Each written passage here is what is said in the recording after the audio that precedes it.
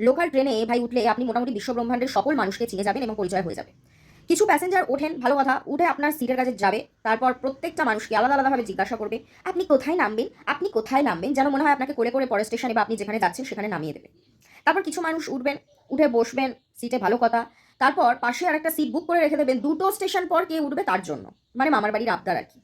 কিছু মানুষ উঠবেন, তারাও গিয়ে বসবেন। বসে সেই যে ঘুমোবে কুম্ভকর্ণের ঘুম, যেন মনে হয় এরা ১০ জন্ম ঘুমোয়নি বা বাড়িতে হয়তো বউ ঝগড়া করে বা বর হয়তো ঘুমোতে দেয় না। ঠিক আছে? তাই ঘুমিয়ে একেবারে অজ্ঞান হয়ে যান। আর অজ্ঞান হয়ে আপনারই কাঁধে পিঠটা রাখবেন। মানে কিছু বলার নেই। যত বোঝ একেবারে কাঁধে নিয়ে ঘোরা হচ্ছে আমাদের। আবার কিছু মানুষ উঠবেন, যারা শপিং করতে ওঠেন।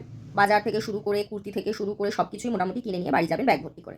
কিছু মানুষ থাকেন যারা ওখানে মোটামুটি সেলাই, বুনাই সবকিছু ট্রেনের মধ্যেই, সিটের মধ্যেই করে ফেলবেন। করে একেবারে সোয়েটার বানিয়ে এই বিক্রি করতে নামবেন বলে। কিছু মানুষজন ওঠেন শুধুমাত্র ঝগড়া করবেন, চুলোচুলি করবেন, তর্কাতর্কি করবেন, গালাগালি করবেন, এইসব করার জন্য। আবার কিছু আছেন যারা আপনাকে নামতে দেবে না, এরা প্রতিজ্ঞা করে নিয়েছে। এরা ওই আপনার এন্ট্রি গেটের মানে যেখান দিয়ে আপনি উঠছেন তার আশেপাশেই বিরাজ করেন এবং সকলকে পাহারা দিয়ে নামানোর চেষ্টা করেন এবং একেবারে সুন্দরভাবে সাবধানে উঠিয়েও দেন। মানে এদের এটাই কাজ মনে হয় দেখে। যাই হোক, দূরপাল্লার ট্রেন হোক, লোকাল ট্রেন হোক, এই সমস্ত অবতারের আবির্ভাব হতেই থাকে।